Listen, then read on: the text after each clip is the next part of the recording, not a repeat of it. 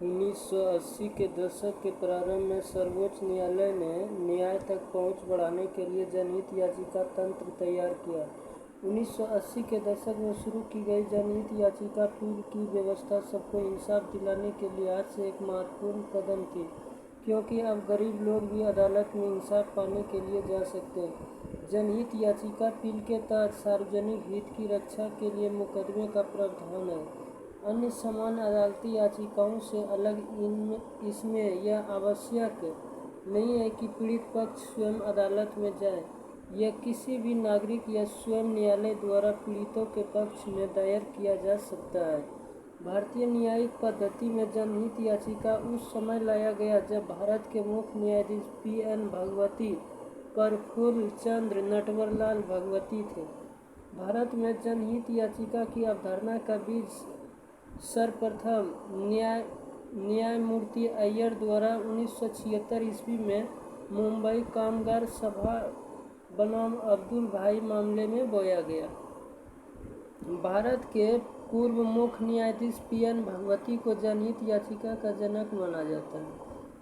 किसी भी देश में कानून बनाने का अंतिम अधिकार किसके पास होता है? संसद के पास। किसी भी देश में कानून बनाने का अंतिम अधिकार संसद के पास होता है। भारत में राष्ट्रपति, राज्यसभा एवं लोकसभा को सम्मिलित रूप से संसद कहा जाता है। लोकसभा संपूर्ण भारत के लोगों का प्रतिनिधित्व करती है, जबकि राज्यसभा राज्यों व केंद्र शासित प्रदेशों का प्रतिनिधित्व करती है। भारतीय संविधान का अनुच्छेद 80 राज्यसभा उच्च सदन की संरचना से संबंधित है। राज्यसभा के सदस्यों की अधिकतम संख्या 250 हो सकती है, परंतु वर्तमान में यह संख्या 245 है।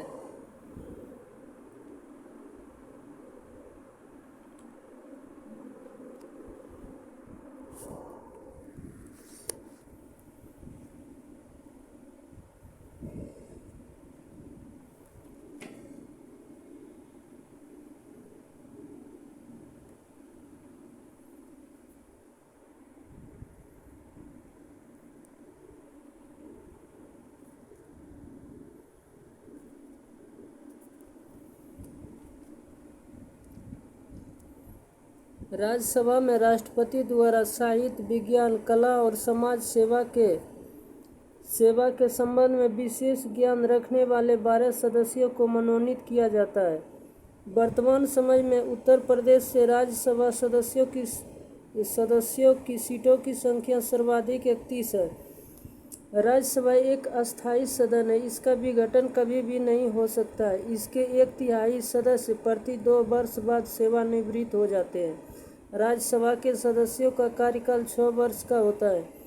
लोकसभा निम्न सदन के गठन का प्रावधान भारतीय संविधान के अनुच्छेद 81 में। लोकसभा में सदस्यों की अधिकतम संख्या 550 हो सकती है। लोकसभा राज्यसभा की तरह अस्थायी सदन नहीं है, अर्थात इसका विघटन 5 वर्ष या इसके पहले भी हो सकता है।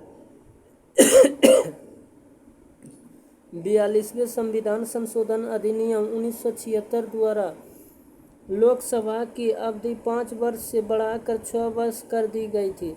पुनः 44वें संविधान संशोधन अधिनियम 1978 के द्वारा इसको 5 वर्ष कर दिया गया। भारत में न्यायपालिका के 3 स्तर पाए जाते हैं, जिसमें सर्वोच्च स्थान पर भारत का उच्चतम न्यायालय है। सर्वोच्च न्यायालय SC 1935 के भारत शासन अधिनियम द्वारा स्थापित संघीय न्यायालय फेडरल कोर्ट का ही प्रतिरूप है। यह संघीय न्यायालय होने के साथ अंतिम अपीलीय न्यायालय भी है। मूल संविधान में मुख्य न्यायाधीश सहित कुल न्यायाधीशों की संख्या 8 थी। वर्तमान में यह संख्या 33 + 1 CJI हो गई है। संसद को शक्ति प्राप्त है कि वह न्यायाधीशों की संख्या में वृद्धि कर सकती है। भारतीय संविधान के भाग 15 में अनुच्छेद 324 से 329 तक निर्वाचन से संबंधित उपबंधों का उल्लेख किया गया है। भारतीय निर्वाचन के संबंध में मुख्यतः 2 प्रकार की पद्धतियां अपनाई जाती है। Fast post the post system, एकल संक्रमणीय अनुपातिक प्रतिनिधित्व प्रणाली।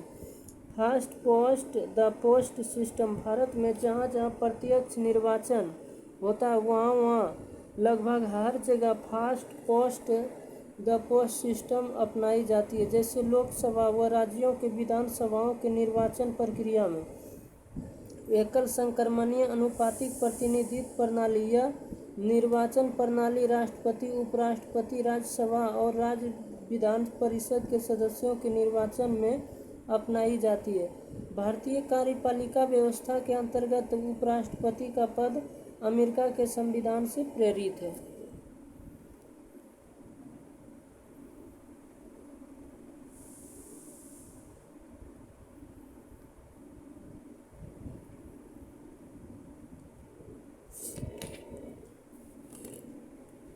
वरीयता क्रम में उपराष्ट्रपति का पद राष्ट्रपति के बाद दूसरा सर्वोच्च पद है। भारतीय संविधान के अनुच्छेद 63 में उपराष्ट्रपति के पद का प्रावधान किया गया। अनुच्छेद 64 के तहत उपराष्ट्रपति राज्यसभा का पदेन सभापति होता है। वार्षिक वित्तीय विवरण संसद के दोनों सदनों के समक्ष कौन रखवाता है? राष्ट्रपति रखवाता है। भारत में वार्षिक वित्तीय विवरण को राष्ट्रपति संसद के दोनों सदनों के समक्ष रखवाते हैं। वार्षिक वित्तीय विवरण को बजट भी कहा जाता है। वार्षिक वित्तीय विवरण में भारत सरकार की अनुमानित आय और व्यय का विवरण होता है एवं यह दस्तावेज बजट प्रक्रिया का हिस्सा होता है। वार्षिक वित्तीय विवरण का प्रावधान भारतीय संविधान के अनुच्छेद 112 में है। वित्त मंत्री के नेतृत्व में वित्त मंत्रालय के द्वारा आम बजट तैयार करवाया जाता है। स्वतंत्र भारत के प्रथम वित्त मंत्री R.K. शनमुगम सेठी थे, जिन्होंने पहला बजट पेश किया था। अनुच्छेद 75 राष्ट्रपति द्वारा प्रधानमंत्री की नियुक्ति का प्रावधान करता है। सर्वाधिक लंबे समय तक प्रधानमंत्री के पद पर रहने वाले प्रधानमंत्री पंडित जवाहरलाल नेहरू थे। इंदिरा गांधी, S.D. देवगौड़ा और डॉक्टर मनमोहन सिंह राज्यसभा के सदस्य होते हुए प्रधानमंत्री बने थे। पी.वी. नरसिम्हा राव ऐसे प्रधानमंत्री थे जो पद ग्रहण के समय किसी भी सदन के सदस्य नहीं थे। तीन प्रधानमंत्री जवाहरलाल नेहरू, लाल बहादुर शास्त्री और श्रीमती इंदिरा गांधी की मृत्यु उनकी पदावधि के दौरान हो गई थी। मोरारजी देसाई सबसे अधिक उम्र में और राजीव गांधी सबसे कम उम्र में बनने वाले प्रधानमंत्री थे। लोकसभा के प्रथम अध्यक्ष गणेश वासुदेव मावलंकर थे। सर्वाधिक लंबे समय तक लोकसभा का अध्यक्ष के पद पर रहने वाले अध्यक्ष बलराम जाखड़ थे, जिनका कार्यकाल 9 वर्ष 329 दिनों तक 1980 से 1989 तक चला था। राष्ट्रपति देश का संवैधानिक प्रधान होता है एवं भारत का प्रथम नागरिक भी कहलाता है। भारत के प्रथम राष्ट्रपति राजेंद्र प्रसाद थे। भारत की प्रथम महिला राष्ट्रपति प्रतिभा देवी पाटिल थी। स्वतंत्रता के बाद जन्म लेने वाली भारत की पहली राष्ट्रपति द्रौपदी मुर्मू है।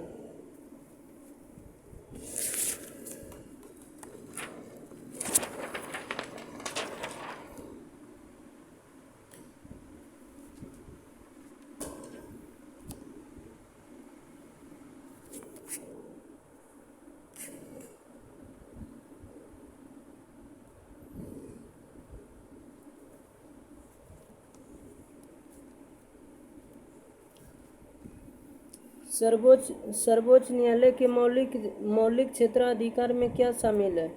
आपराधिक मामले।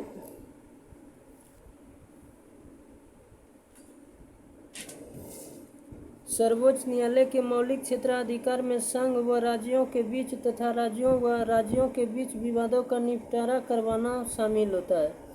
भारतीय संविधान के अनुच्छेद 131 में मौलिक क्षेत्राधिकार का प्रावधान किया गया है। इसके अंतर्गत सर्वोच्च न्यायालय 3 प्रकार के मामलों की सुनवाई करता है, जो इस प्रकार है। एक तरफ भारत सरकार तथा दूसरी तरफ एक या एक से अधिक राज्य की सरकारें हो। 2 या 2 से अधिक राज्यों के बीच उत्पन्न विवाद, केंद्र और कोई राज्य या राज्यों का एक तरफ होना एवं एक या अधिक राज्यों का दूसरी तरफ होना। आपराधिक मामले यह ऐसी क्रियाओं से संबंधित है जिन्हें कानून में अपराध माना गया है, जैसे चोरी, हत्या, दहेज, उत्पीड़न आदि। इसमें एफआईआर दर्ज कराने के बाद पुलिस जांच कर अदालत में केस फाइल करती है। अपराधी के दोषी पाए जाने पर जेल या जुर्माना या दोनों लगाया जा सकता है। दीवानी मामले, इसका संबंध व्यक्ति विशेष के अधिकारों के उल्लंघन से है, जैसे जमीन विवाद, वस्तु की खरीदारी, किराया, तलाक आदि। प्रभावित पक्ष न्यायालय में एक याचिका दायर करता है। सोवा रिगपा क्या है? सोवा रिगपा हिमालय की पारंपरिक दवा पद्धति है। सोवा रिगपा चिकित्सा की एक पारंपरिक पद्धति है जो भारत के हिमालयी क्षेत्र में प्रचलित है। यह चिकित्सा पद्धति तिब्बत से आई है और दुनिया भर में सबसे पुरानी चिकित्सा परंपराओं में से एक है। सोवा रिगपा शब्द का अर्थ है उपचार का ज्ञान और यह भोटी भाषा से लिया गया है। सोवा रिगपा के ज़्यादातर सिद्धांत और अभ्यास आयुर्वेद के समान है। सोवा रिगपा में इलाज के लिए शरीर और मन के विकास को महत्व दिया जाता है। सोवा रिगपा के अभ्यास को विनियमित करने के लिए धर्मशाला में तिब्बती चिकित्सा के लिए केंद्रीय परिषद स्थापित है। सोवा रिगपा के संस्थाओं के लिए मुख्य भारतीय केंद्र लद्दाख और धर्मशाला है। प्रधानमंत्री मोदी ने मार्च 2024 में देश की पहली अंडर वाटर मेट्रो ट्रेन का उद्घाटन कहाँ किया गया? कोलकाता में। प्रधानमंत्री नरेंद्र मोदी मार्च 2024 में देश की पहली अंडर वाटर मेट्रो का उद्घाटन कोलकाता में किया गया। हुगली नदी के नीचे बनी मेट्रो सुरंग कोलकाता में मेट्रो के ईस्ट वेस्ट कॉरिडोर का हिस्सा है और हावड़ा मैदान को एस्प्लेनेड से जोड़ती है। गोलकीपर के रूप में प्रदर्शन के लिए निम्नलिखित में से कौन सा पुरस्कार दिया जाता है? गोलकीपर के रूप में प्रदर्शन के लिए हॉकी इंडिया बलजीत सिंह पुरस्कार दिया जाता है। यह पुरस्कार भारत में हॉकी के गोलकीपरों को उनके उत्कृष्ट प्रदर्शन के लिए दिया जाता है। मेजर ध्यानचंद पुरस्कार भारत में खेलों में उत्कृष्टता के लिए दिया जाने वाला एक प्रतिष्ठित पुरस्कार है। मेजर ध्यानचंद खेल रत्न पुरस्कार, जिसे पहले राजीव गांधी खेल रत्न पुरस्कार के नाम से जाना जाता था, भारत में किसी खिलाड़ी को दिया जाने वाला सर्वोच्च पुरस्कार है। मेजर ध्यानचंद खेल रत्न पुरस्कार राशि में एक प्रमाण पत्र और 25 लाख रुपये का नगद पुरस्कार शामिल है। राष्ट्रीय खेल पुरस्कार एवं पुरस्कार राशि: अर्जुन पुरस्कार 15 लाख रुपया, द्रोणाचार्य पुरस्कार लाइफ टाइम श्रेणी 15 लाख, द्रोणाचार्य पुरस्कार नियमित श्रेणी 10 लाख। निम्नलिखित में से कौन सा भूअस्थायी उपग्रह नहीं है? जुगनू भूअस्थायी उपग्रह नहीं है। जुगनू एक नैनो सैटेलाइट है जिसे इसरो के मार्गदर्शन में आईआईटी कानपुर द्वारा बनाया गया है। भारत के कुछ प्रमुख भूअस्थायी उपग्रह निम्न हैं: इनसैट, जीसैट, कल्पना 1, एड्रूसैट, हेमसैट।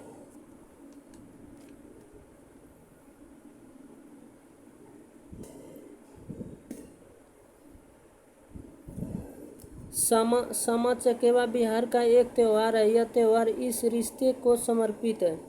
सामा चकेवा बिहार का एक त्यौहार है। यह त्यौहार भाई बहन के लिए रिश्ते को समर्पित है।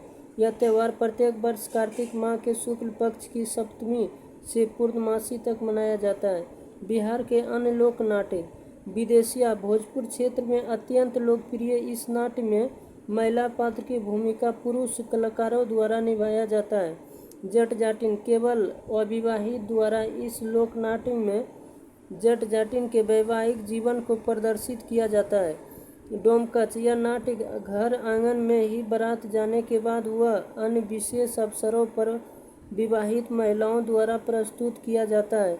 इस लोक नाट्य का सार्वजनिक प्रदर्शन नहीं किया जाता है क्योंकि इसके अंतर्गत हास, परिहास, अश्लील हाव भाव तथा संवाद को प्रदर्शित किया जाता है। ताजमहल का वास्तुकार कौन थे? उस्ताद अहमद लाहौरी। ताजमहल का वास्तुकार उस्ताद अहमद लाहौरी था, जबकि डिजाइन उस्ताद ईसा ने बनाया था। शाहजहां के कार्यकाल को वैभव और प्रकाष्ठा के कारण मुगल काल का स्वर्ण काल कहा जाता है।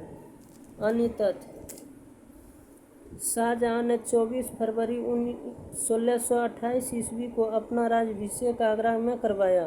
आगरा में मोती मस्जिद का निर्माण शाहजहां द्वारा करवाया गया। शाहजहां के काल में आए प्रमुख यात्री फ्रांसीसी यात्री बर्नियर और ट्रेवेरिनियर। मनुची इटली का। पीटर मुंडी इसने अकाल का वर्णन किया इंग्लैंड का। शाहजहां ने इनायत खान जिन्होंने शाहजहांनामा लिखा को संरक्षण दिया।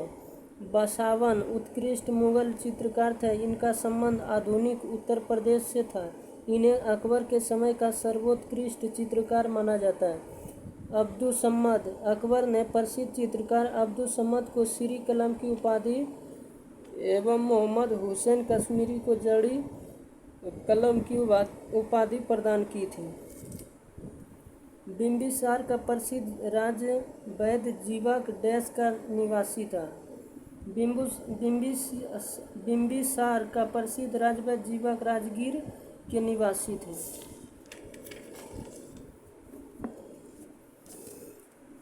मगध में हर्यक वंश के संस्थापक बिंबिसार थे। इन्होंने 544 ईसा पूर्व से 492 ईसा पूर्व तक मगध पर शासन किया।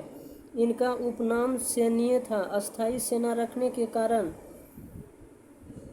अवंती राज्य के राजा चंड प्रद्योत जब बीमार पांडु रोग से हुए तो बिंबिसार ने अपने राजवैद्य जीवक को चंड प्रद्योत की सेवा में उज्जैन भेजा।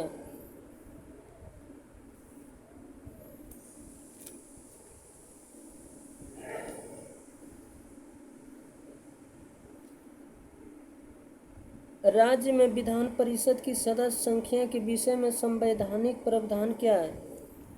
राज्यों में विधान परिषद की संख्या राज्यों की विधानसभा के सदस्य संख्या के 1/3 से अधिक नहीं हो सकती है। संविधान के अनुच्छेद 173 के अनुसार किसी राज्य की विधान परिषद में सदस्यों की कुल संख्या राज्य विधानसभा के सदस्यों की संख्या के 1/3 से अधिक नहीं होगी, परंतु किसी राज्य की विधान परिषद के सदस्यों की कुल संख्या किसी भी स्थिति में 40 से कम नहीं होगी। केंद्र की तरह राज्यों में भी संसदीय प्रणाली को अपनाया गया है। राज्य विधानमंडल में राज्यपाल विधान परिषद जहाँ हो और विधानसभा सम्मिलित होती है। संविधान के अनुच्छेद 169 के अंतर्गत विधान परिषद के निर्माण तथा उत्सादन की प्रक्रिया का वर्णन किया गया है। संविधान के अनुच्छेद 171 के 3 के अनुसार विधान परिषद के सदस्यों का निर्धारण इस प्रकार होता है। 1/3 सदस्य राज्य की स्थानीय संस्थाओं, नगरपालिकाओं, जिला परिषदों आदि के सदस्यों से मिलकर बने निर्वाचक मंडल द्वारा चुने जाते हैं। 1/3 सदस्य विधानसभा के निर्वाचित सदस्यों द्वारा चुने जाते हैं। 1/12 सदस्य अध्यापकों द्वारा चुने जाते हैं जो राज्य के हायर सेकेंडरी या उच्च शिक्षा संस्थाओं में कम से कम 3 वर्ष से पढ़ा रहे हो। 1/12 सदस्य उन स्नातकों द्वारा निर्वाचित होते जिन्होंने कम से कम 3 वर्ष पूर्व स्नातक की उपाधि प्राप्त कर ली हो। 1/6 सदस्य राज्यपाल द्वारा मनोनीत होते हैं जो कला, विज्ञान, साहित्य, समाज सेवा एवं सहकारिता से जुड़े हो।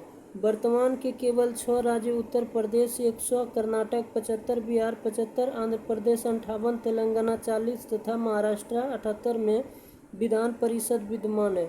विधान परिषद की किसी भी बैठक के लिए कम से कम 10 या विधान परिषद के कुल सदस्यों का 10 यानी 1/10 इनमें से जो भी अधिक हो गणपूर्ति होगा।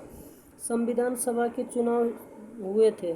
संविधान सभा के चुनाव जुलाई 1946 में हुए थे। कैबिनेट मिशन योजना को मुस्लिम लीग ने 6 जून 1946 ईस्वी को और कांग्रेस ने 25 जून 1946 ईस्वी को स्वीकार किया।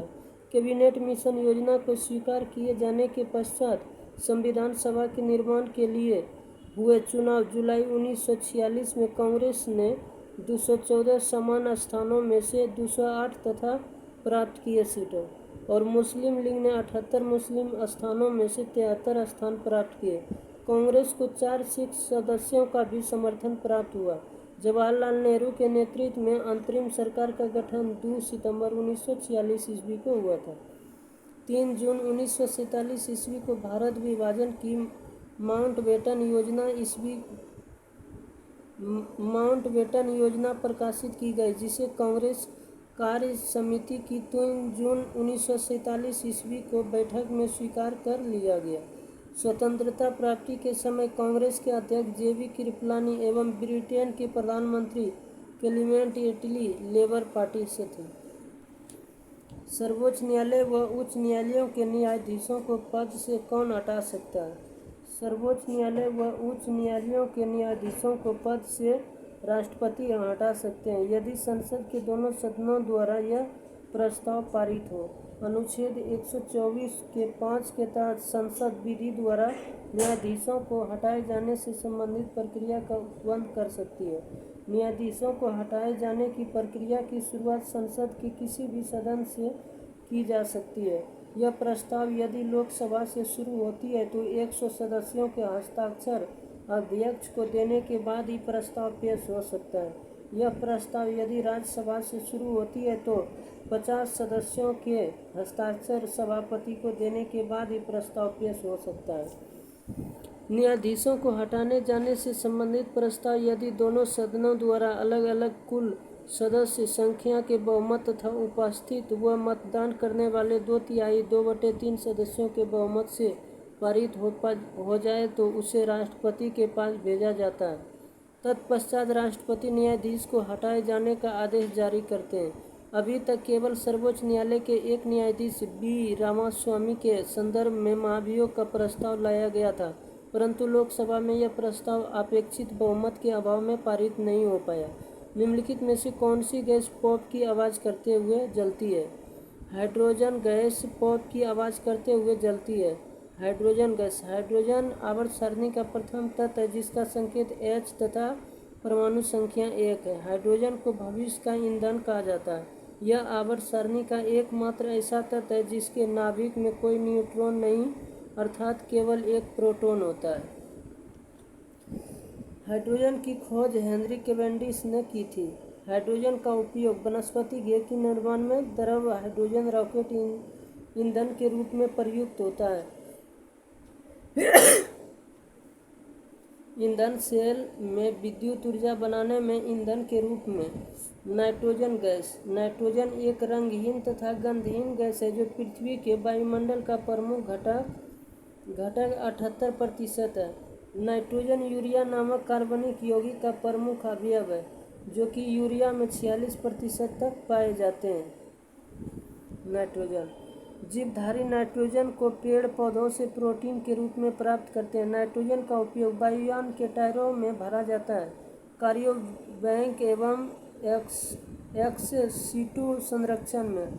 नाइट्रोजन विद्युत बल्बों में तथा उच्च ताप मापने वाले तापमापी में भरने में काम आता है। अमोनिया के उत्पादन में। Carbon dioxide gas CO2।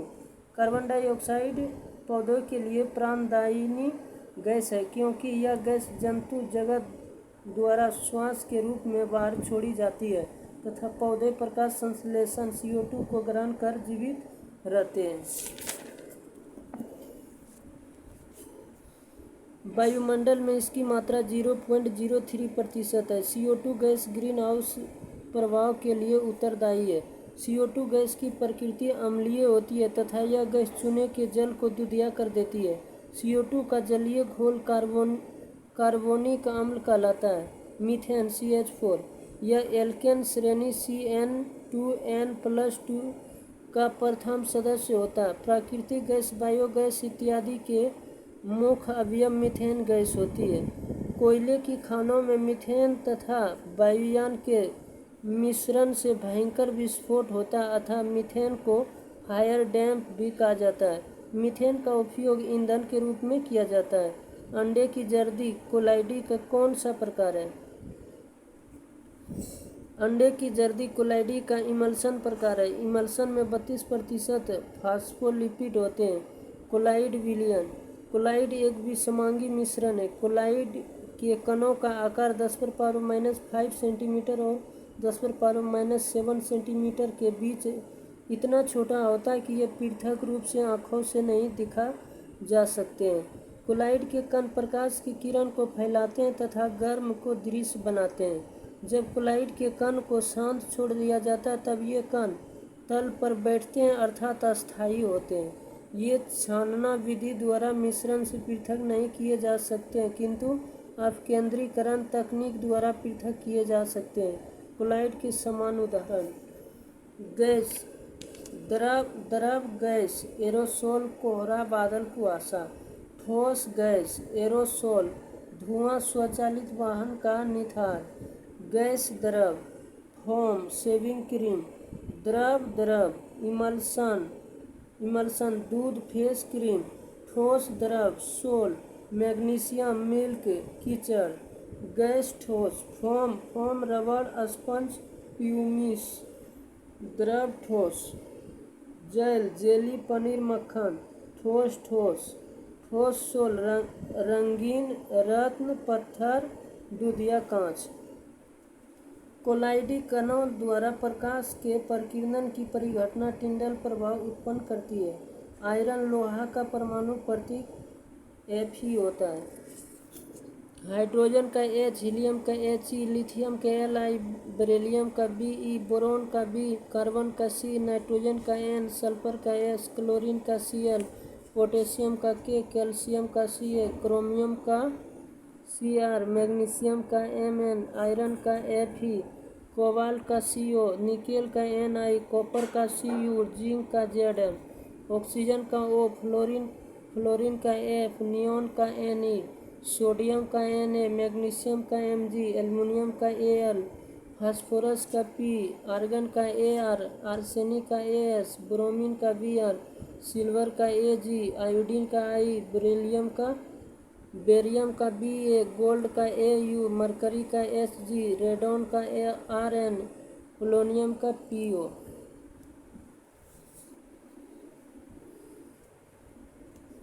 जल में ऑक्सीजन परमाणु की संकरण अवस्था क्या है? जल में ऑक्सीजन परमाणु की संकरण अवस्था sp3 है। इसका मतलब यह है कि ऑक्सीजन परमाणु एक 2s और 3 2p कक्षों को मिलाकर 4 संकर कक्ष बनाता है। ये संकर कक्ष ऑक्सीजन परमाणु के चारों ओर चतुष्फलकीय ज्यामिति में व्यवस्थित होते हैं। जल का अणुसूत्र H2O होता है। जो शुद्ध जल उदासीन होता है, अर्थात इसका pH मान 7 होता है। 4 डिग्री सेंटीग्रेड ताप पर जल का घनत्व अधिकतम तथा आयतन न्यूनतम होता है। जल के प्रकार: कठोर जल, हार्ड वाटर, यह साबुन के साथ फेन उत्पन्न नहीं करता है। इसमें कैल्शियम एवं मैग्नीशियम के कोलाइड, सल्फेट व बाइकार्बोनेट घुले रहते हैं। मृदु जल, सॉफ्ट वाटर, यह साबुन के साथ आसानी से फेन उत्पन्न करता है। यह जल पीने की दृष्टि से उपयुक्त होता है। जल की कठोरता, अस्थायी कठोरता, यह कठोरता कैल्शियम व मैग्नीशियम के कोलाइड तथा सल्फेट लवण घुले रहने के कारण होती है। जल की अस्थायी कठोरता को सोडियम कार्बोनेट मिलाकर गर्म करने से दूर हो जाती है। वह अस्थायी कठोरता, यह कठोरता उसमें कैल्शियम व मैग्नीशियम के बाइकार्बोनेट से लवण घुले रहने के कारण होती है। जल की अस्थायी कठोरता उसे उबाल कर दूर कर ली जाती है। यूरोप के स्केच रिपोर्ताज के लेखक कौन है? यूरोप के स्केच रिपोर्ताज के लेखक राजकुमार है। फणीश्वर नाथ रेणु, ऋण जल, धन जल, नेपाली। क्रांति कथा, धर्मवीर भारती, युद्ध यात्रा, रंगय राघव, तूफानों के बीच, कन्हैयालाल मिश्र, छन बोले कन मुस्काए, प्रभाकर, कन्हैयालाल मिश्र, प्रभाकर, छन बोले कन मुस्काए, शिवदान सिंह चौहान, लक्ष्मीपुरा।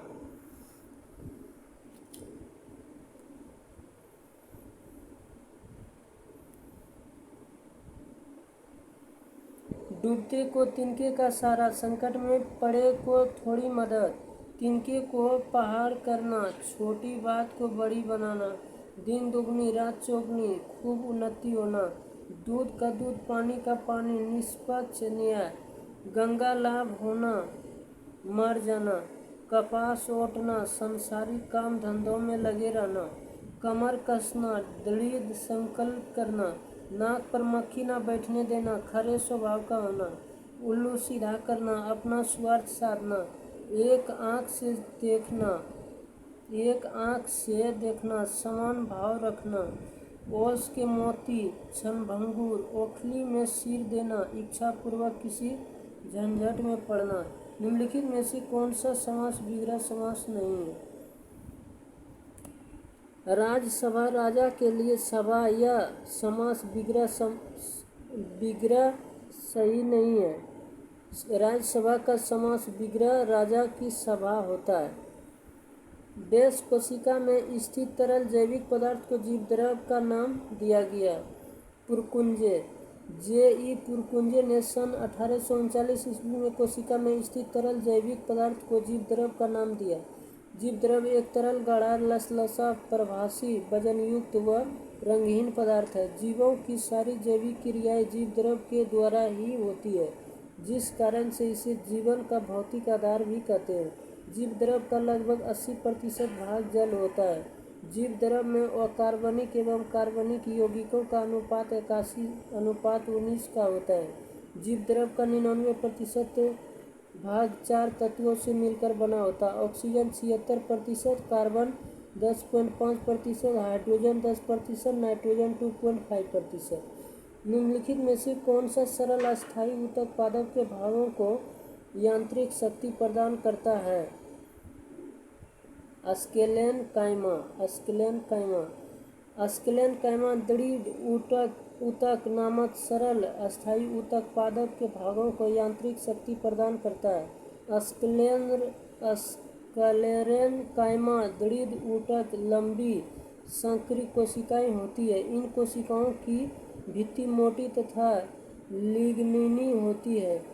अधिकांशतः यह मृत होते हैं। इनमें प्रोटोप्लास्ट नहीं होता है। स्क्लेरेन्काइमा दृढ़ ऊतक मनुष्य के लिए अत्यंत उपयोगी होते हैं। इनके उदाहरण है जूट, पटवा आदि। ऊतक और संबंधित कार्य। एपिडर्मस ऊतक, यह कोशिकाओं की एक परत द्वारा पौधे के बाहरी भाग को ढकता है। जाइलम ऊतक जल व खनिज लवणों का संवहन और आंतरिक दृढ़ता प्रदान करना। फ्लोएम ऊतक, मुख्य कार्य पत्तियों द्वारा बनाए गए भोजन को पौधे के अन्य भागों में पहुंचाना। जाइलम और फ्लोएम संवहनी ऊतक। हरी पत्तियां भोजन को किस रूप में संग्रहित करती है? स्टार्च या मंड के रूप में। हरी पत्तियां भोजन को स्टार्च या मंड के रूप में संग्रहित करती है। स्टार्च मंड वह भोजन है जो पौधों की पत्तियों में जमा हो जाता है।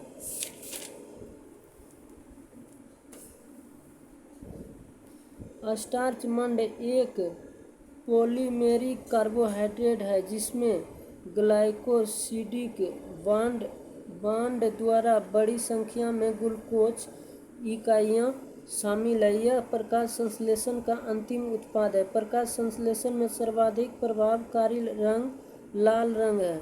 प्रकाश संश्लेषण की क्रिया कृत्रिम प्रकाश में भी होती है। 31 मई 2024 को संयुक्त राष्ट्र अकादमिक प्रभाव के सदस्य कितने संस्थान हैं? 31 मई 2024 तक संयुक्त राष्ट्र अकादमिक प्रभाव यूनाइटेड नेशन एकेडमिक इम्पैक्ट के 1645 संस्थान सदस्य एवं 156 पेश सदस्य हैं। यूएनएआई संयुक्त राष्ट्र शैक्षणिक प्रभाव, उच्च शिक्षा, छात्रवृत्ति और अनुसंधान के संस्थानों को संयुक्त राष्ट्र और एक दूसरे के साथ संरेखित करने की एक संयुक्त राष्ट्र पहल है। इसका गठन 18 नवंबर 2010 को किया गया था। इसका मुख्य उद्देश्य शिक्षा और सतत विकास के बीच पारस्परिक संबंध पर ध्यान केंद्रित करते हुए सतत विकास लक्ष्यों की प्राप्ति में सहायता करना। सूचना का अधिकार अधिनियम कब पारित हुआ? सूचना का अधिकार अधिनियम वर्ष 2005 में पारित हुआ। सूचना का अधिकार अधिनियम 2005 के द्वारा केंद्रीय सूचना आयोग की स्थापना की गई। 12 अक्टूबर 2005 को सूचना का अधिकार अधिनियम कानूनी अधिकार के रूप में आया। यह आयोग एक मुख्य सूचना आयुक्त और 10 से अधिक सूचना आयुक्तों से मिलकर बना है। मुख्य सूचना आयुक्त एवं अन्य आयुक्तों की नियुक्ति राष्ट्रपति, एक समिति, प्रधानमंत्री, लोकसभा विपक्ष का नेता और केंद्रीय मंत्रिमंडल का एक मंत्री की सिफारिश पर करता है। राष्ट्रपति मुख्य सूचना आयुक्त एवं अन्य आयुक्तों को उनके पद से पदमुक्त भी कर सकते हैं। भारत का पहला मुख्य सूचना आयुक्त वजाहत हबीबुल्लाह थे। वर्तमान में भारत के मुख्य सूचना आयुक्त